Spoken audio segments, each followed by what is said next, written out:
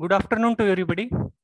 Now, in last lecture, I have discussed with you regarding the various aspects of the colloids. What is meant by true solution? What is meant by suspension? And what are the different examples of colloids and different types of the colloids?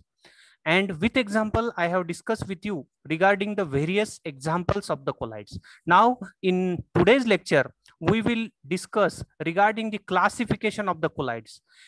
Colloids are classified on the basis of different categories, and these categories we will discuss in today's lecture.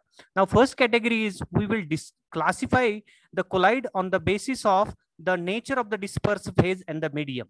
We will classify the colloid on the basis of appearance of the colloid. It may be sol, gel, or whatever it may be.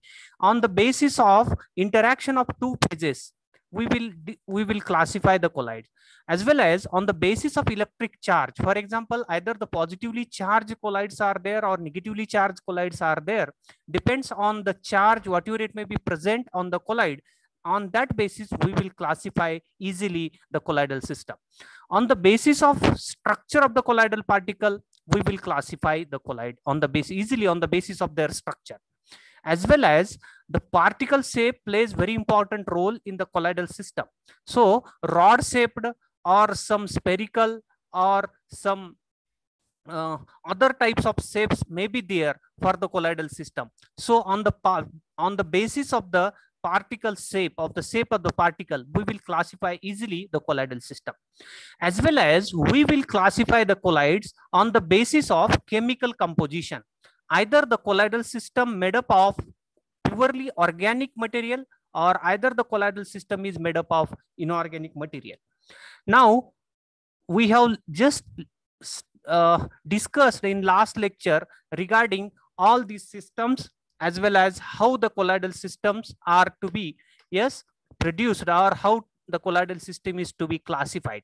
In lastly, we have completed up to the classification that is based on the particle shape. On the basis of the shape of the particle, we will easily classify the colloidal system. Either the colloidal system is linear colloid, either the colloidal system is spirocolloid. Means, for example, if the colloidal system is present and the colloidal system consists of spherical types of dispersed phase, such type of colloids are called as a spirocolloid. In many cases, there are linear shaped colloids are observed, in which we are observing the long fibrous unit. For example, in your denaturated albumin system, we are observing a long fibrous type of units are made up of them, and such type of colloids are called as a linear colloids. So spirocolloids, linear colloids are the classification based on the particle shape which is present in that colloidal system. 7 type of classification depends upon chemical composition. For example, organic colloid or inorganic colloids. For example, organic colloid molecule, for examples are rubber in benzene, hydroxy salt like a starch, heteropolar salts like proteins, or soap in water. All these are the examples of organic colloid, because these 3 examples or many examples in which the organic material is involved in the colloidal system, and that's why the colloidal system is called as an organic colloidal system. In such a way, if material is made up of inorganic material, such a colloidal system is called as a inorganic colloidal system. means on from which molecule, organic molecule are involved or inorganic molecules are involved during the formation of such a colloid. On the basis of that, we will decide either the colloidal system is organic or inorganic. So we will see next point, that is properties of the colloid. Very important. Physical properties.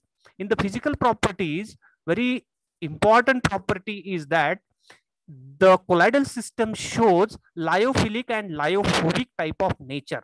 Yesterday's lecture, I have discussed with you in detail regarding the lyophilic and lyophobic, solvent attracting as well as solvent hating system, which we observed in lyophilic as well as lyophobic. Lyophilic are the system in which more solvation is observed. In the lyophobic category, less solvation is observed. So these are the very important properties of the colloidal system. Either the colloid will observe in the lyophilic, or either the colloidal system follows lyophobic type of nature.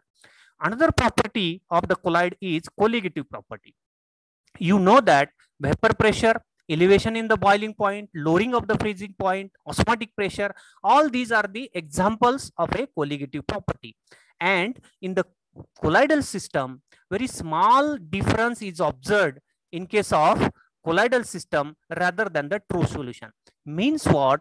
If you check the colligative property of the true solution and colligative property of the colloidal system, there is a small difference of colligative property observed in these two. So colligative property, there is a small difference or much smaller difference, much small properties or smaller difference observed in case of colligative colloids as well as true solution. Next property is very important, that is optical property. In this optical property, we are going to discuss regarding the Tyndall effect. In last lecture, I have focused just for a few minutes on the Tyndall effect. Tyndall effect is nothing but when we fall a light on the colloidal particle, this light will be scattered by that colloidal particle, and that scattering of the light by the colloidal particle is called as a Tyndall effect. Because this type of effect is observed by the scientist Tyndall, hence the name for such a effect is called as Tyndall effect is given. So this Tyndall effect is very popular and which has been discovered by the scientist Tyndall, and thus it is called as a Tyndall effect. So we will go to some examples which is related with the Tyndall effect in our everyday experience. We are experiencing so many examples in our daily life which is connected with the Tyndall effect. For example, there is a car which is moving on the dusty road, and this car having a headlight, and if you observe the small dust particles which is in front of this headlight, and this is the best example of a Tyndall effect.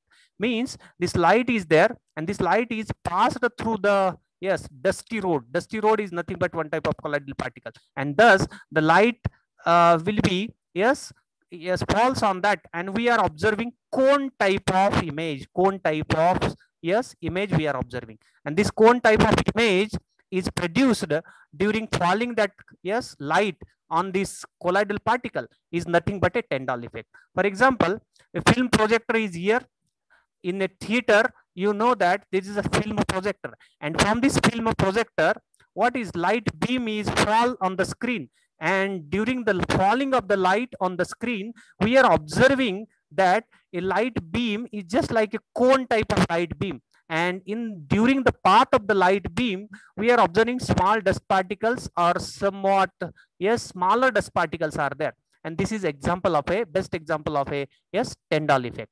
Similarly, third example I am putting here, light beam which comes through the roofs in a dust filled hut. Suppose this is hut is there, and this hut is filled with dust, and there is a small holes are there to the hut, and if a light beam comes down, and this is nothing but one type of Tyndall effect observed during that process. So this is a scientist Tyndall who have discovered the Tyndall effect. Now, in this case, I am not going to detail what is meant by into detail about the Tyndall effect. Just you see here, when a strong beam of light passed through a soul, what is observed? We are viewing a right angle to that yes, incident beam, and path of the light is shows as a heavy beam or a cone type of structure is observed. This scattering of light is called as illuminates the path of the beam in the colloidal dispersion. That is, a shining of a beam of light is observed through a colloidal system. The cone here, whatever it may be, formed by during the scattering of the light by the Soule particle or colloidal particle is called as a Tyndall beam. This is called as a Tyndall beam. Whatever it may be, the cone is observed, that Tyndall beam, that cone is called as a Tyndall beam, or you can call it as a Tyndall cone. Now, this Tyndall cone is positive sign to detect the colloidal particle. Means if we incident a light on the colloidal particle, if there is a scattering of a light, means that then there is a formation of a colloidal solution, or it indicates the presence of the colloidal particle. For example, if such a experiment, same experiment we will perform on the true solution, there is a no scattering of light, no cone is observed on the true solution. So there is a, we can't observe the scattering of the light. Now the scattering of the light is having a intensity, of course. Now that intensity of the scattered light is dependent upon the difference between the refractive index of the phase as well as refractive index of the medium. Means if refractive index of the dispersed phase and dispersion medium is having a difference, great difference, then the spot, whatever it may be, bright spot is observed. That spot is dependent upon the refractive index of the dispersed phase and dispersion medium. Now, extent of scattering depends upon the size of the solute as well as in very dilute solution it is small. Means dispersed phase is there. If dispersed phase having a size small and dispersed phase prepared in a very dilute solution, then the bright spot, whatever it may be observed here, that spot is very small. Now in this effect, there is no difference between the wavelength of the incident and the scattered light. Meaning there is no absorption of a light. Means if this light is called as the incident light here, and whatever it may be, the light passed through that Soule solution, or you can call it as a colloidal solution. If you check the wavelength here at that instance, whatever it may be the wavelength, and if you check the wavelength at here also, we are observing that there is a same wavelength between the incident light and the scattered light. There is no loss of the wavelength during the process of the scattering of the light. So in detail, we will see the Tyndall effect. You can go here. What are the conditions for the Tyndall effect? Lambda of light not larger than the diameter of the size of the particle of the phase. Next condition for the Tyndall effect is refractive index of the phase and medium should have considerable difference. If there is no difference between the refractive index of phase and medium, we are not observing the Tyndall effect. Means refractive index between phase and the refractive index of phase and medium should be greater difference, should have greater difference. Then we are having great Tyndall effect. Now, you know that what is meant by lyophilic colloids and lyophilic colloids. In case of lyophobic colloids, refractive index is appreciable. Of course, at that time, the Tyndall effect is well defined. In case of lyophilic colloids, you know that there is a high solvation, and if there is a high solvation, the refractive index difference is very small. And in that case, we are experiencing weak Tyndall effect. In this case, what happens? Lyophobic, there is a solvent hating colloidal systems are there. In this system, refractive index is very, very great or appreciable. And in this case, the Tyndall effect is well defined or greater Tyndall effect is observed. Now, just you see here, this is a true solution. There is no scattering of the light. If the same light is incident on that colloidal system, there is a scattering of the light. We are observing cone type of light, which is observed on the colloidal system. Next parameter is kinetic properties of the Soule or kinetic properties of the colloidal system. And this kinetic property has been well defined or well discovered by the scientist Robert Brown. This Robert Brown was a botanist. that is a scientist of a botany subject. And in 1827, this botanist or Robert Brown, who have discovered that property, that is kinetic property, and that property is called as a Brownian motion, or because that property is discovered by the scientist Brown, hence the name for that property is given as Brownian motion. So in the kinetic properties, two main properties are included. One is a diffusion, another is a Brownian motion. In the diffusion, colloidal particles are diffused very slowly than the solute particle in the true solution.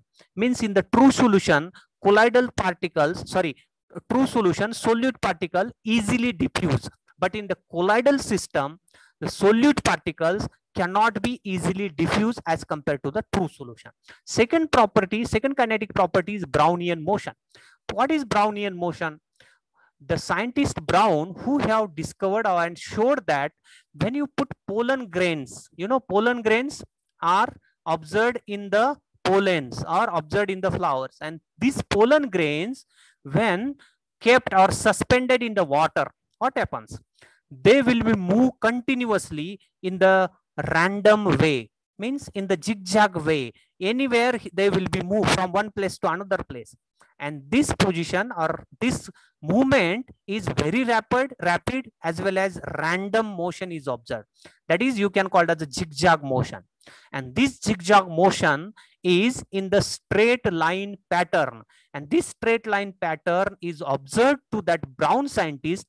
And this zigzag motion is observed in the ultra microscope, not in the open eye. He has observed that there is a zigzag motion for the pollen grain, and this zigzag motion is in the straight line, and these observation he has found under the ultra microscope. That pollen grains, whatever it may be, suspended in water, they are continuously moving in a rapid way, in a fast way, and a rapid way, as well as in the random motion. Some of the pollen grains in the left side, some of the pollen grains in the right side, some of the pollen grains in the forward direction, some of the pollen grains in the backward direction. They are continuously in the zigzag manner. They are continuously in the motion. Such type of kinetic property is observed by the botanist Brown, and this kinetic property is called as a Brownian motion. That is, the constant pushing of colloidal particle by the molecule of the medium does not permit to settle. Means this colloidal particle does not allow to settle. They are continuously pushing one colloidal particle to another particle. They are continuously pushing. And thus, if one colloidal particle pushed to another, second colloidal particle pushed to third colloidal particle pushed to fourth, and hence overall the entire colloidal system will be in the rapid and continuous motion. That is, in the zigzag motion, in the straight line pattern. This is observed to the botanist Robert Brown. Now, this Brownian motion I have in detail I have shown here. What is how the Brownian motion or zigzag movement of the colloidal particles, which is continuously and in the randomly. Just to look here, the zigzag pattern of the movement of the colloidal particle. And this Brownian motion is only arises due to the uneven distribution of collision between the colloidal particle and the solvent molecule. The collision is observed from this colloidal molecule to this colloidal molecule. There is a great collision between them, and due to collision, there is a pushing of one colloidal particle to another in the random way. Now, this pushing is very rapid for the smaller particle. If the particles are small, the pushing is great. If the particle is great, the pushing is small. That means if it decreases with the increase in the viscosity of the medium. Next characteristics, if you use here viscous medium, then the viscosity will be, of course, great. Means if you use the medium very viscous or having a high viscosity, then movement is less. If you use the solvent or dispersed medium of less viscosity, the movement or Brownian motion is fast. More the viscosity, less is the Brownian motion. less the viscous solvent, more is the Brownian motion. Let us we see some of the examples of the Brownian motion. Now, glittering or tumbling motion of small dust particle. When you open your window, what we observe? What we observe? Just you look here. When you open your window at your home, what happens? From the window, small dust particles are there, and these small dust particles are continuously, yes, moves from one point to another point in the zigzag way or any other way. That is called as a glittering or tumbling motion of the small dust particle, which is observed if you open your window. This is a good example of a Brownian motion. Let us we see next example of a Brownian motion. If you put pollen grains in the water, pollen grains, are you know pollen grains? Pollen grains are, yes, very small particles which is sticked on the, yes, stigma, which is sticked on the floral part, and that floral part having a pollen grains. If such a pollen grains, if you put in the water, what we observe? These pollen grain will be moved in a random way, in a zigzag way. That is the best example of a Brownian motion. Let us we take third example of a Brownian motion. If you, yes, immersed, if you are deep your tea bag in the hot water, what happens? There is a diffusion of a tea in the water. This is the best example of a Brownian motion. Let us we see, if you add ink drop into the water molecule, what happens? Just you look here. When you add the ink drop, what happens? This will be image is like this. After a few seconds, image will be like this. If your time is increasing, what happens? The diffusion will be like this. Okay, just like now, this addition of a ink drop into the water molecule, and there is a diffusion of ink drop in the water molecule, and to get the colloidal system, that is the best example of a Brownian motion. Just to look another example, burning incense stick, agarbatti, in the air is the best example of a Brownian motion. Let us third we see here, milk fat jiggles in the water. If you add milk fat and in the milk fat in the water, what happens? We are getting somewhat, yes, white colored or oily type of material which is observed in the water. This is nothing but a best example of a Brownian motion. Seventh example, if any person which is taken a wine in a large amount, that is excess amount, heavy drinker, you can call it as a wine drinker is there, and they will be moved in any direction because they are not having a particular sense. And that's why he has, suppose in this picture, he has drink a lot of wine and he will be moved in any direction, in the upward direction, downward, left, right, whatever it may be. This is also a best example of a Brownian motion. I will move to next physical property of colloidal system, that is sedimentation. Sedimentation means what? Under the influence of a gravity, for a prolonged standing, the colloidal particles get settles very slowly. Best example I am putting in front of you. If you take a glass of water, and in that glass of water, if you add few spoons, teaspoonfuls, or some grams of soil in that, if you stir it well, now the, yes, solution is called as colloidal solution. But if you kept the glass for a long time, just for an hour, suppose, now what happens? What we observe? We observe that, yes, the soil will be settles very slowly at the bottom of the glass. Just to check, same, this is water and this is a soil, suppose. Now this soil is automatically settles at the bottom of the glass. This is called as a sedimentation. This is called as a sedimentation. Now we can calculate dimensions and masses of the particle by using that property, that is sedimentation. If you know the density and viscosity of the phase and medium, as well as the time of the sedimentation, we can calculate the dimensions of the dimensions and masses of the particle.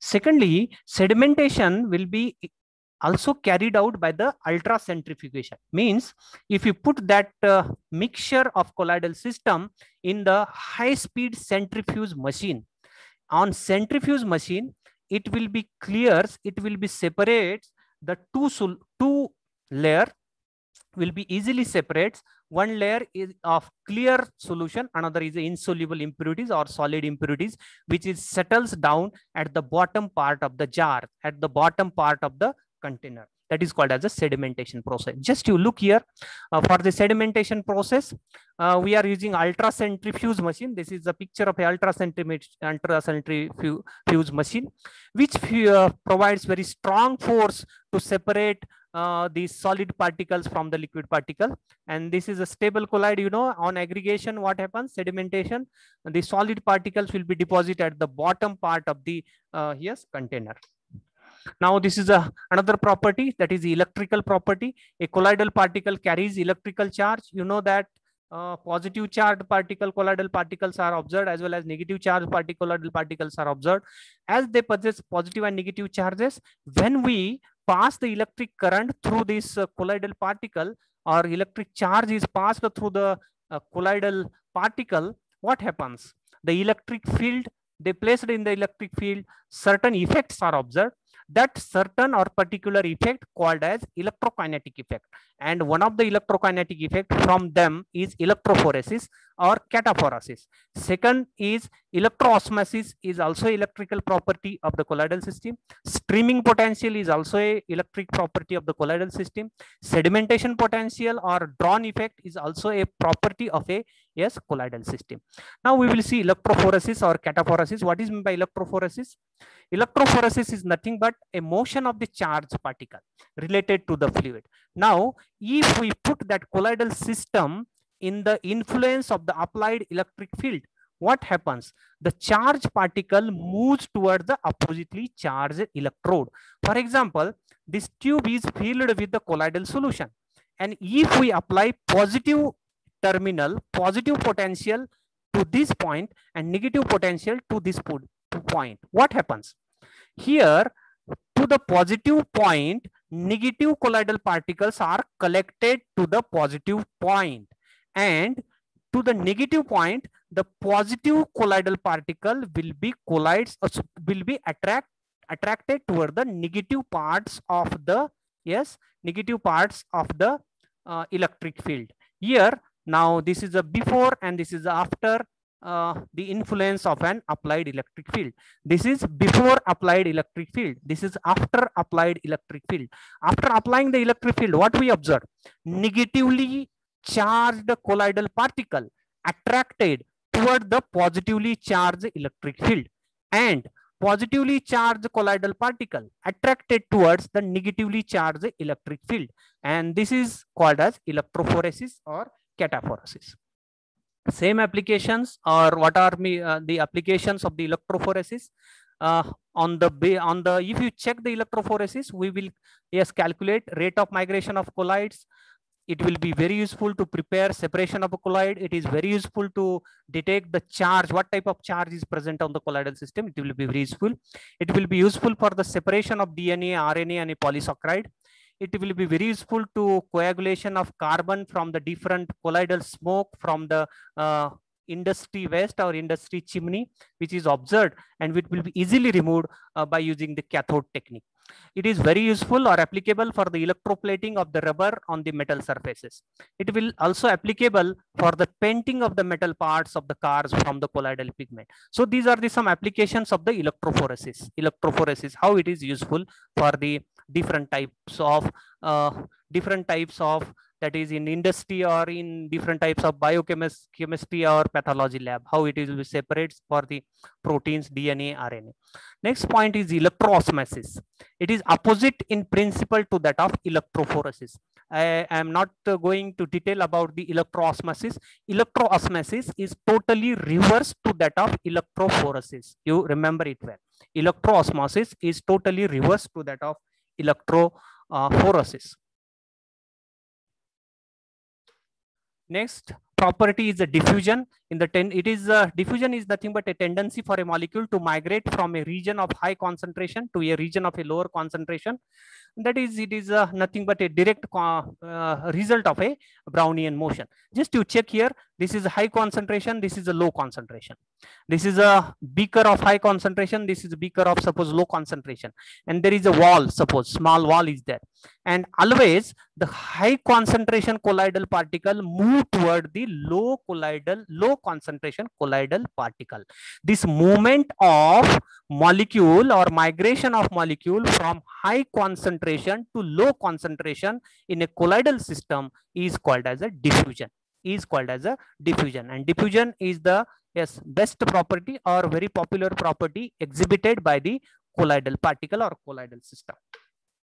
So same example I am representing here, diffusion, how diffusion is there, how diffusion is to be conducted by using semi-permeable membrane and by applying electric current to this colloidal system. And these are the some applications of the for that diffusion system. This diffusion system is used to prepare pure colloid. It is used for drying of peat. It is very useful for the tanning. It is very useful for the manufacturing of gelatin for the photographic emulsion and high grade glue. These are the some applications of the diffusion. So let us we move to electroosmosis. What is meant by electroosmosis? I think what is time from your watch now? We will stop here. Okay, thank you.